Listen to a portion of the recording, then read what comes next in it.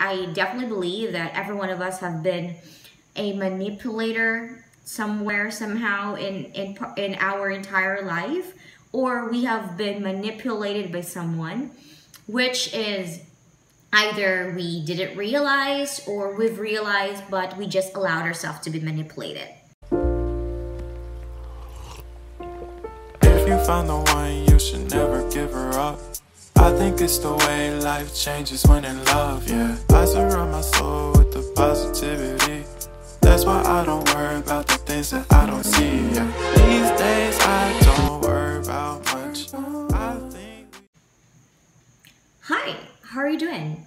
So, I'm on lunch and I decided to film this quick video because I just felt like it. You see, last few weeks I've started rekindling my interest in reading new books, and I've always had a great interest when it comes to psychology and stuff. So I just wanted to talk about a book that I've actually read, which is entitled Dark Psychology. It's this book. And I just wanted to break down the things that I've learned after reading the book and after doing like a few research as well.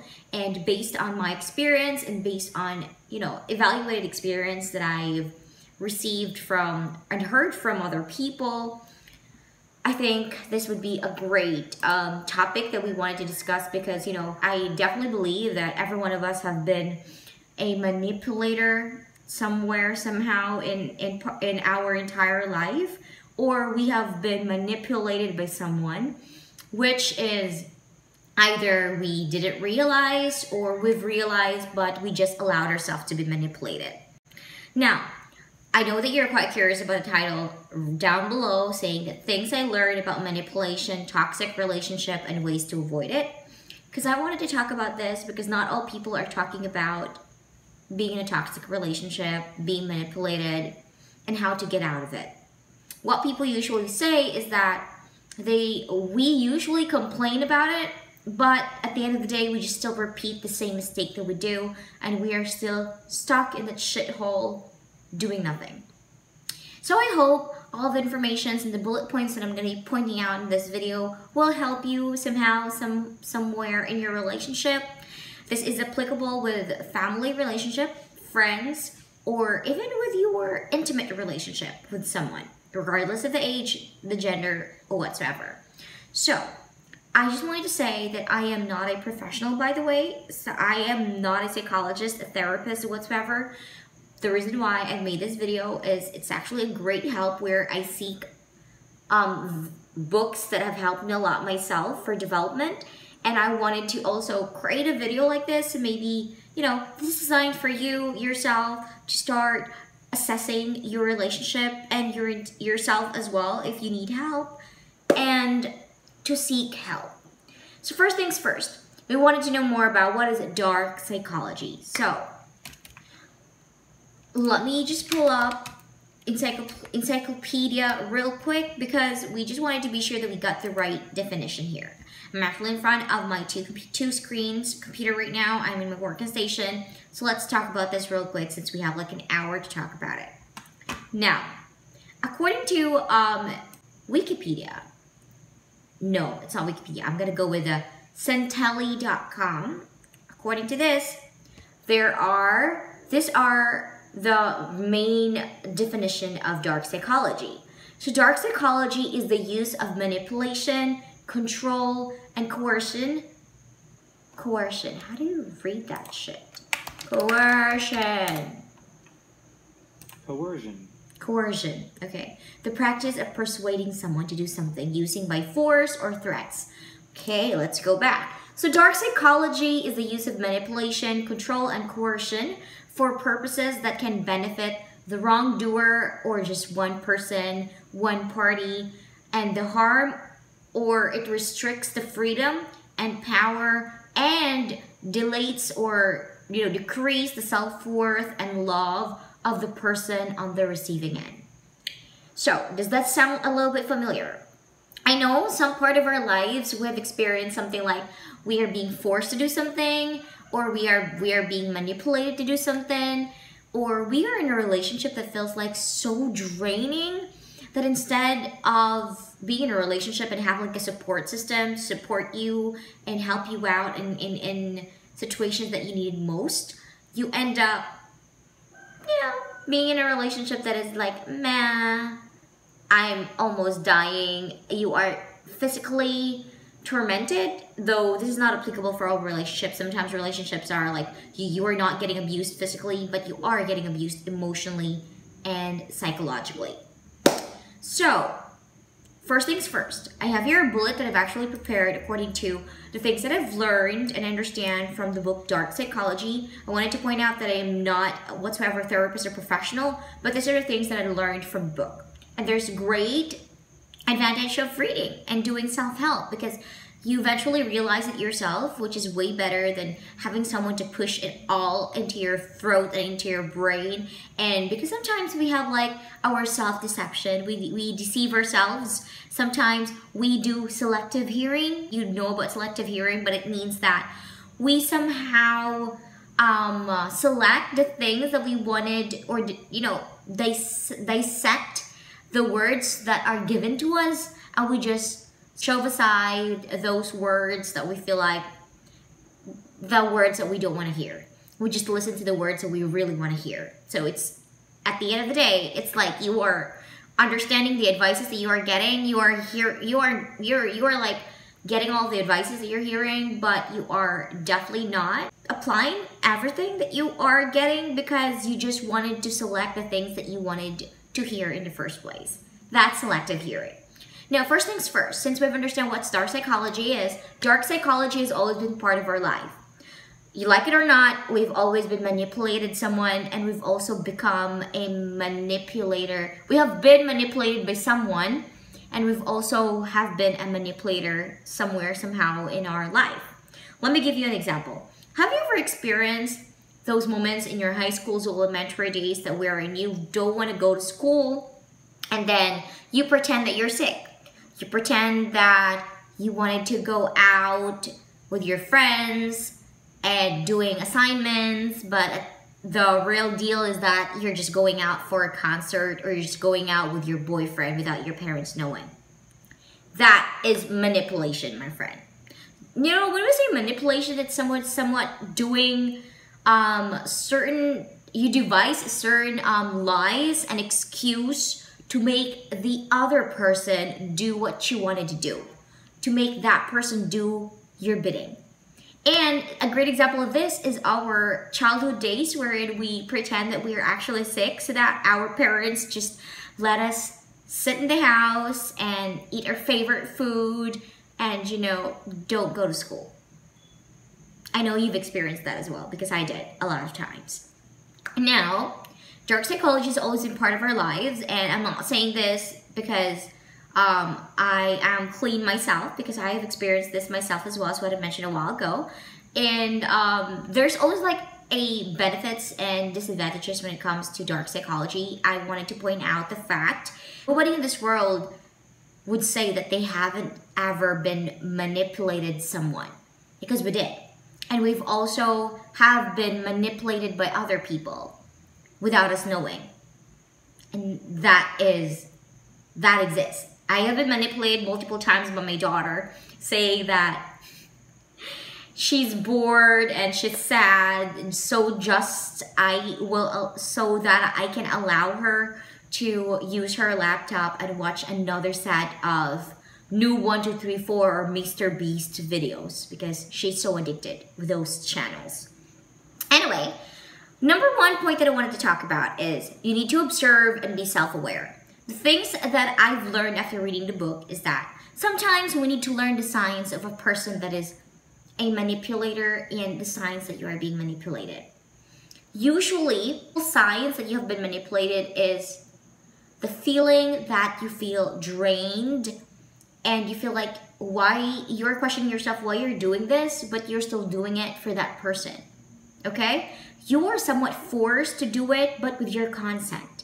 Have you ever experienced that feeling before, wherein your instincts are actually telling you to not do it, but you still do it? It's because you feel like it's the right thing to do because that person is this and that.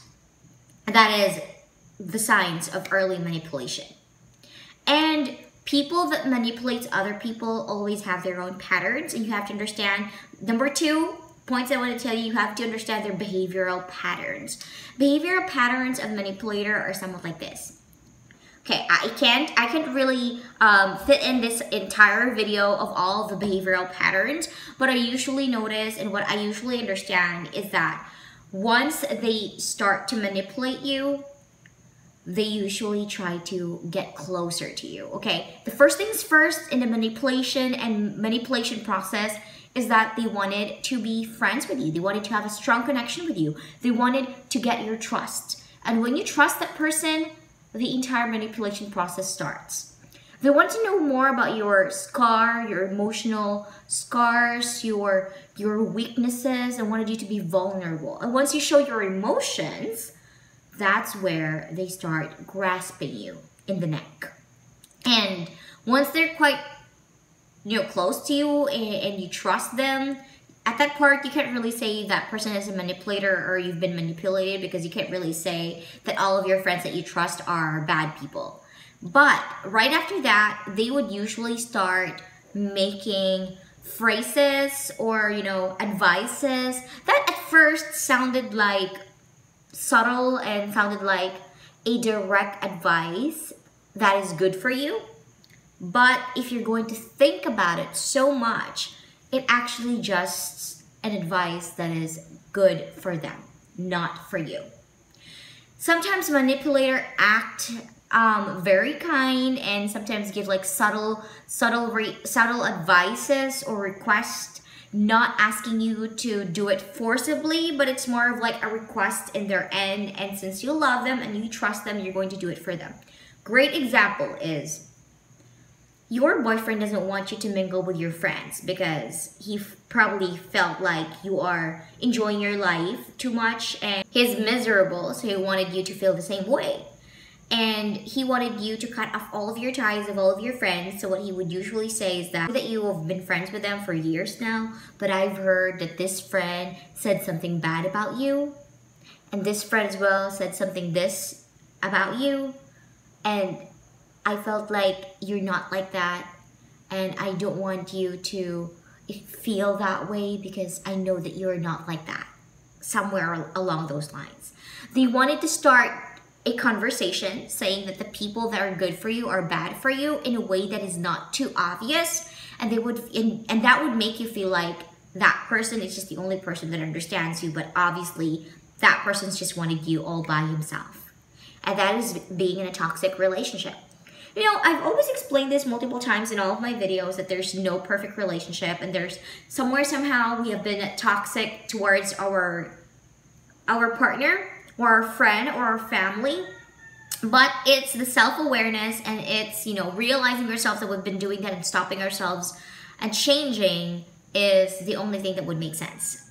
Now, as what I've mentioned, there's no relationship that haven't been toxic somewhere, somehow in the entire, relationship. There's probably part of your life that you have been envious or jealous of your dog, being affectionate towards your partner, and your partner being focusing his attention on your dog and not on you. That's being toxic and being childish. I've experienced that multiple times. And, sometimes small lies and small toxicity sometimes give spice to the relationship, but too much is too much. And how will you know if it's too much? You will know if it's too much if you feel yourself that you're being emotionally and mentally drained. How would you know if you're emotionally and mentally drained? You does not feel the same love and awareness and worthiness that you feel before you've met that person. Before you've met the person, you have like really high self-confidence, like into the top, guys. And then right after communicating with that person, you realize, and being with that person, you felt like you're very happy, that person loved you so much, but you don't understand at the end of the day, you still felt like you're not appreciated that much, that you're doing all the legwork, or maybe you felt like your self-confidence is slowly decreasing.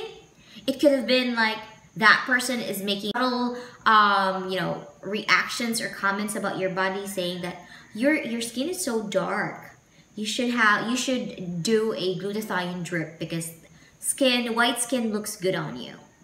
Sometimes manipulator or toxic people would say, you know, your hair doesn't look good on you. I think short hair would look good on you, which would sometimes sound like, you know, a totally positive advice or totally healthy advice from a friend or from a partner.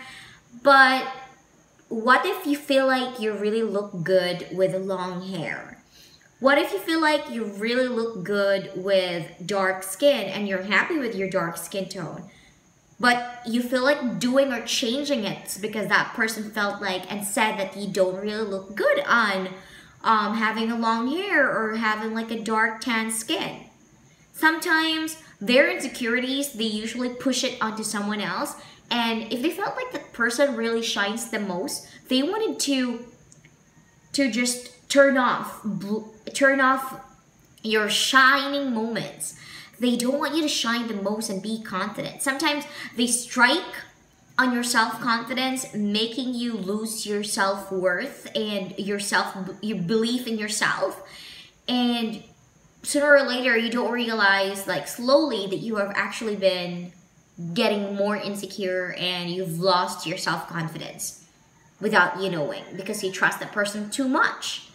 And sometimes we have to follow our instincts. That's the third bullet point that I wanted to say. Sometimes, I mean, we've always had those experiences in life where we felt like a tingling sensation that we need to somewhere, somehow in our brain that says, you need to stop this. It's not you. This is not you at all. But you still continue doing the same thing because you felt like you have to do it. You're compelled to do it. Or you will lose your friends if you will not do it. And I just wanted to tell you that sometimes you have to follow your instincts. Our instincts are there. It's because it's actually engraved in our system to protect us, to survive. And I don't know if you're familiar about the fight or flight instincts, wherein in certain situations our brain tells us to fight or to run away. And it happens all the time. Women's intuition. Okay, a great example of this is women's intuition. Sometimes I felt like our relationship are doing well with our partners, but then there are moments that we felt like there's really something different, okay? Something's off.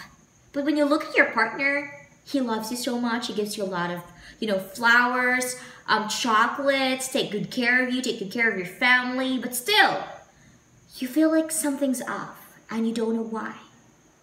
And actually, there's really something wrong. When your instincts or intuition tell you, subconscious tell you that there's something's wrong, something is wrong. And then you realize after a few years of dating that someone, he's actually cheating on you for years now and you don't know. And it's your fault. I'm actually not saying that it's really your fault. Well, I know sometimes we have to own our mistakes, but I know sometimes that we also have to understand that at that moment, there's actually nothing you would have that you can do because you were drawn and you were blinded by the experience. But at least you've learned, and sooner or later cheating experiences will surface and you will learn that your intuition is correct. A great example of this as well is when you walk in a dark alley and then you felt like someone is watching you and someone's like looking at you or behind you or at your back, and you feel like tingling sensation. And when you look at your back, no one's out there, but you definitely felt like someone's out there. That is what we call intuition. And like 80% of the time, there's definitely someone at the back probably following you or someone in your neighborhood looking at you. And our instincts is like an animal instincts. If animals can actually survive in the wild using their instincts, then we ourselves, humans, can actually do the same thing. And sometimes over the years, we normally forget about following, how can we follow our instincts, because we are more tuned in into what we're seeing and what we're hearing and not what we're feeling. And that's why meditation is very important. We also need to make sure that you're eating right, of course, because eating right and exercising right would really help you get the mental state that you wanted and not getting all your head shambled and emotions shambled up. Next that I wanted to point out is fight for yourself. And if you know that you're in a toxic relationship, you're being manipulated, get out. Or if you realize that you need to have self-awareness, okay? If you realize that you are the person that's having the problem, you have been manipulating other people, you wanted to change, you have to seek help. And if you're going to seek help, regardless if you're the one who is being manipulated, or if you are the manipulator and you wanted to change, you need to understand that you have to stop selective hearing. Sometimes we deceive ourselves and lies became the truth, and that's even more hard. I know the truth is really hard. I believe we have to start accepting that the truth is the reality, and in order for us to do not lose grip of the reality, we have to accept the truth, and we have to start doing lies. I know it's hard because in our daily life, we've always had small lies, white lies here and there, and sometimes it could also be beneficial to a certain relationship, but oftentimes, all the time, lies in a relationship doesn't work. Even the lies that you tell yourself is not healthy. Stop saying lies. Like maybe sometimes when you look at yourself, you would say, I am beautiful, I am pretty, but deep down yourself, you felt like you're not happy with yourself. You feel like you're very ugly. It's okay to feel ugly at times because, we're not perfect. There are moments of our lives that we just feel like we're totally crazy. Our physical appearance just looks so crazy. What you have to do is you have to accept that you look somewhat totally different from what you totally wanted yourself to be. And what you have to do is do your work to change your appearance. Either do exercise, eat well, fix a lot of acne in your face, be healthy. Okay? And sooner or later, after you did everything and it's still the same thing, then that's the end of the line that you would have to understand and accept yourself. This is your imperfection and it's part of your flaws and it's part of you being unique, so you have to accept that. I would like to touch on those topics in a video next time, but let's jump into the next bullet points. We have to start with self-love. Sometimes there are specific times in our lives that we would have to be selfish to pave our way to being selfless. Now, that doesn't make sense, right? Why do we have to be selfish in order for us to be selfless? Sometimes we have to prioritize ourselves first, see what we are worth, and sometimes when we're in a very toxic and manipulated relationship, we felt like we are not worth of being taken good care of, thus we are not taking good care of ourselves, but we are worth it. You are worth it. And you have to start believing in yourself that you are worth it in order for you to get that same self-love and respect from other people. And I've always been saying this multiple times. I know there's a lot of toxicity when it comes to self-love culture, but saying that you are enough, even though you know that you are not enough, is sometimes a little bit crazy. I want to tell you that you will not be enough to someone, but you will be enough if you're gonna focus on yourself. You are enough for your kid. You are enough for yourself to live by and get the dreams that you've always dreamt of, right? So if you're gonna base your being enough and worth from other people's perspective, then you're not gonna be enough. But if you're going to base and focus on yourself and you're going to be selfish and you know prioritize yourself, then you'll definitely be enough. Okay? There's a lot of gray areas in that part. Just wanted to let you know, but I wanted to just do it in a general way. And if you wanted to know more about it, maybe I'm going to be doing a much more precise video. It's what I understand myself as a person that has a lot of experience when it comes to self-hate and self-love. I'll be more than willing to share it for you guys. Next is stop the chain pattern. Okay, once you're out the toxic relationship, sometimes 99% of the time, we repeat the same mistake. And sometimes it's either we are manipulated again or we are the ones who are manipulating other people because we wanted revenge. And you have to stop the chain pattern. Stop it. Learn from your mistakes. If you felt like you're doing it all over again, then stop and get out. If you felt like you are getting manipulated again, then stop and get out. You have to have self-awareness. You have to stop the chain pattern. because it will always be the same hell, and you will never feel peace and calm emotionally, psychologically, mentally, physically, if it's the same pattern. Last but not least is be positive. I know a lot of you guys know a lot about affirmations. Ouch, my mouth sore. I have a mouth sore here. I will be filming a week with me vlog as well, so it's gonna be a different video with the same dress.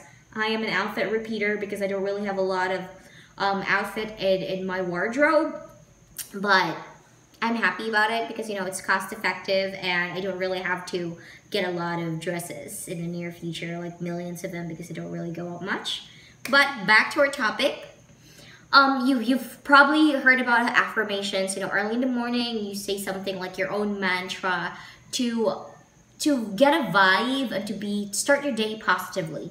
And you can do that, okay? We all have different ways in order for us to stay positive. Sometimes other people write the things that they hate about themselves and the positive things, and focus on the positive things and try to understand the negative ones and accept their flaws. That's their way of being positive. Sometimes other people have their own mantra, you know, phrases or words that they repeat every morning to brainwash themselves and be positive and be motivated. That's their positiveness. That's how they deal with staying positive. And for me, in order for me to stay positive, is I just always look at the mirror and then give myself a hug and smile at myself and look at my imperfections and just gradually soaking up myself and understanding that I am imperfect, but it's okay.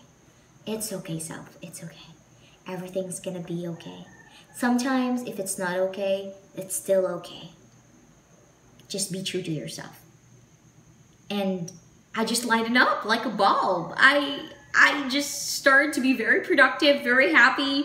And sometimes my mood swings a little bit, but then I usually just bounce back real fast. And that's how I stay positive. And you have to stay positive. Once you've experienced being in a toxic relationship, it's very hard. I know it's very easy to say than done or doing it, but I hope you start doing it right now, okay? If you're gonna cry it all over for the entire day, for the entire month, for the entire year, nothing's gonna change. But if you're gonna work hard on changing that right now, right from this moment, there's gonna be a brighter future up ahead for you, my darling. So I think that's the end of today's video. It's the end of my lunch as well. I hope you enjoyed it. See you in my weekend vlog. You have a great day. Don't forget to subscribe. Love you, family. Bye-bye. I just love my nails so much. I just love them. Anyway, toodles.